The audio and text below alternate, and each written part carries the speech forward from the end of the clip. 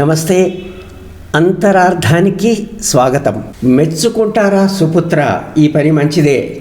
మనం పాత మాయాబజారు సినిమా కనుక మీరు చూసి ఉంటే దాంట్లో హిడింబి తన కొడుకు ఘటోత్కచుడిని మంచి పని చేసినప్పుడు నేను మెచ్చుకుంటాను అంటుంది. అట్లాగే ప్రభుత్వాన్ని కూడా మనం మెచ్చుకోవాల్సిన సందర్భాలు ఏవైనా ఉంటే ఖచ్చితంగా మెచ్చుకోవాలి. విపక్షాలు, మేధావులు, పత్రికలు పని ఏంటంటే ప్రభుత్వం తప్పుడు పని చేస్తే ముందుగానే హెచ్చరించడం, ప్రజల దృష్టికి తీసుకొని రావడం, అది చేయకుండా నిలువరించడానికి ప్రజాస్వామ్యంలో ప్రయత్నం చేయాలి. కానీ మెచ్చుకోవాల్సిన పని ఏదైనా ఉంటే మెచ్చుకోవాల్సి ఉంటుంది. ఇప్పుడు ఇక్కడ మరి ఏంటి అంత మెచ్చుకోవాల్సినటువంటి పని అంటే, మహిళలు కూడా ప్రభుత్వాన్ని మెచ్చుకునేటట్టుగా ఒకటి రెండు పనులు కనిపించాయి. ఇప్పటికే నేను తెలంగాణలో ఏర్పడ్డ కొత్త ప్రభుత్వం గురించి మాట్లాడుతున్నాను. ప్రభుత్వం ఏర్పడిన తర్వాత 6 గ్యారంటీల్లో ఒక గ్యారంటీ, దాంట్లో ఉచితంగా బస్సుల్లో ప్రయాణం, ఆర్టీసీ బస్సుల్లో. దానివల్ల ఇంటికే పరిమితం కాకుండా బయట అనేక అవసరాలు ఉన్నటువంటి మహిళలు బయటికి వెళ్ళేటట్టుగా ఒక అవకాశాన్ని కలిగించారు. దానికోసం మనం మెచ్చుకోవాల్సిందే. తర్వాత ఇంకా కొన్ని ఉచితాలు ఉన్నాయి. ఇక్కడ ప్రత్యేకించి మహాలక్ష్మికి సంబంధించిన 2,500 రూపాయల నెలవారీ ఇచ్చే దాని గురించి, అది అసలు ఎవరికి రానున్నది, ఎవరికీ రావడం లేదు లాంటి దానిపైన ఉన్న ఊహాగానాలు, అది ఎప్పుడు రానుందనే దానిపైన ఈ వీడియోలో చర్చించుకోవడం దీని ఉద్దేశం. అయితే ఒక మాట మనకి వినిపించింది ఏంటంటే, ఈ నెలాఖరు లోపల దాన్ని అందజేయడానికి విధి విధానాలు అయితే తయారవుతున్నాయి. కర్ణాటక పథకాన్ని చూస్తున్నారు, మధ్యప్రదేశ్, ఇతర రాష్ట్రాల్లో కూడా ఇట్లాంటి పథకాలు ఉంటే అవి ఎట్లా అమలు అవుతున్నాయనే విషయం చూస్తున్నారని చెప్తున్నారు. ప్రత్యేకించి కర్ణాటక కాంగ్రెస్ ప్రభుత్వమే అమలు చేసింది కనుక అది నిన్న మొన్న వచ్చింది కాబట్టి మనం ఒక్కసారి కర్ణాటకలో ఈ పథకం ఎట్లా అమలు అవుతుందో చూద్దాము. దాని తర్వాత ఇక్కడ ఏ విధంగా రానున్నది, ఎవరికి రానున్నది అనేది చూద్దాం. మనం కర్ణాటకలో ఎవరికి వస్తుంది. కర్ణాటకలో ఉండేటువంటి పథకం గృహలక్ష్మి. ఈ గృహలక్ష్మి పథకం కింద వాళ్లకు 2,000 రూపాయలు ఇస్తారు. ఇక్కడ మన పథకం ఏమో 2,500 రూపాయలు. మీకు తెలిసి అది 19 జూలై 2023 నుండి అమల్లోకి వచ్చింది. అది ఎట్లా వచ్చింది, ఆ నేపథ్యం అంతా మీకు తెలుసు. అక్కడ మరి దారిద్ర్య రేఖకు దిగువనున్న వాళ్ళకి ఇస్తున్నారా, ఎగువనున్న వాళ్ళకి ఇస్తున్నారా, అది చూస్తే ఇద్దరికి ఇస్తున్నారు. దారిద్ర్య రేఖకు ఎగువనున్న వాళ్లకు, దారిద్ర్య రేఖకు దిగువనున్న వాళ్ళకు. అంటే అందరికి ఇస్తున్నారా? మరి కాదు. ఆదాయం పన్ను చెల్లిస్తున్నటువంటి వారికి ఇవ్వడం లేదు. ఎందుకంటే ఇది అవసరం ఉన్న వాళ్లకు, బీదలకు ఇవ్వాలి కదా. ప్రభుత్వ ఉద్యోగాలు ఉంటే కనుక ఇవ్వాల్సిన పని లేదు. అట్లాగే ఆదాయం పన్ను చెల్లిస్తున్నటువంటి వారికి ఇవ్వరు. భర్తలు కూడా ఆదాయం పన్ను చెల్లిస్తున్నట్టయితే ఆదాయం పన్ను పరిధిలోకి వచ్చేటువంటి వారికి ఇవ్వరు. అంటే అంతమేర ఆదాయం ఉన్న వారికి ఇవ్వరు, అదొక మినహాయింపు. అట్లాగే మీకు గూడ్స్ అండ్ సర్వీసెస్ ట్యాక్స్ గురించి తెలుసు కదా. దానికోసము నివేదికలు సమర్పించిన వారు, అంటే గూడ్స్ అండ్ సర్వీసెస్ ట్యాక్స్ పరిధిలోకి వచ్చినటువంటి వారు ఉంటారు. భర్తలు కనుక అట్లాంటి ఆదాయ స్థాయిలో ఉంటే వారికి రాదు. మరి అక్కడ ఏ ఆధారంగా చూస్తున్నారంటే, అదే ఈ రుజువులు చూసుకోవడానికి గాను ఆధార్ కార్డు ఒకటి చూస్తున్నారు. మరో రుజువు వాళ్ళు కర్ణాటక వాసులకి ఇస్తారు. కర్ణాటక వారికే కనుక కర్ణాటక వాసులను చూపించడానికి కావాల్సినటువంటి ఆధారం ఒకటి అడుగుతున్నారు. దాంట్లో తప్పేం లేదు. కుటుంబ పెద్దయిన మహిళకు కుటుంబంలో ఒకరికి ఇస్తున్నారు. అట్లా మరి వేరే పెన్షన్ వస్తున్నాయి కదా, వాళ్ళకి ఇస్తారా అంటే వేరే పెన్షన్ వచ్చిన వాళ్ళకు కూడా ఇస్తున్నారు, సంబంధం లేకుండా. ఒకే ఒకటి వాళ్ళు ప్రధానంగా చూస్తుంది ఏంటంటే, ఆదాయం పన్ను చెల్లిస్తున్నటువంటి వాళ్ళు ఆ పరిధిలోకి వచ్చేవాళ్ళకి ఇవ్వరు, మిగతా వాళ్ళందరికీ ఇస్తున్నారు.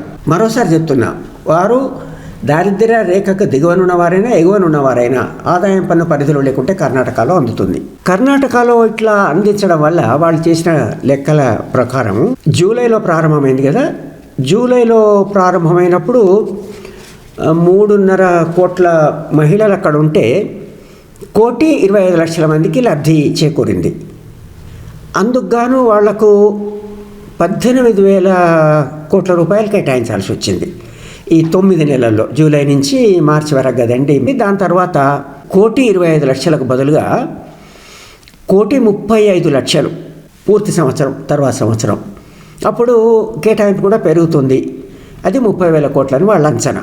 ఇది మొత్తం ప్రపంచంలోనే డైరెక్ట్ బెనిఫిట్స్ ట్రాన్స్ఫర్, నేరుగా నగదు అందించే పథకాలు ఉన్నాయి కదా, అంత పెద్దది అని చెప్పి అప్పుడు ఈ కాంగ్రెస్ వ్యవహారాలను, కర్ణాటక వ్యవహారాలను చూసి వారు రణ్దీప్ సింగ్ సూర్జేవాలా గారు అన్నారు అది అంత పెద్దది కర్ణాటకలో అని.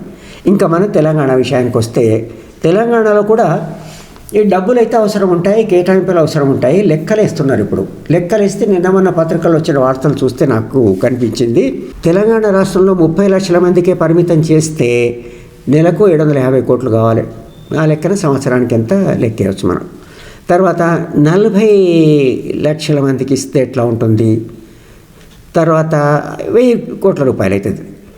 60 లక్షల మహిళలకు ఇస్తే 1500 కోట్లు. అంటే ఇంత పెద్ద మొత్తంలో ప్రభుత్వం పైన భారం పడడం వాస్తవం అయితే మరి ప్రాతిపదిక ఏంటి? కర్ణాటక అన్నప్పుడు కర్ణాటకలో లాగా ఈ దారిద్ర్య రేఖతో సంబంధం లేకుండా దిగువన ఎగువన ఉన్నవారికి కేవలం ఆదాయం పన్ను చెల్లించే వారినే మినహాయించి భర్తలు ఆదాయం పన్ను, GST ఇది లేకుండా ఉన్నట్టయితే అందరికీ వస్తుందా?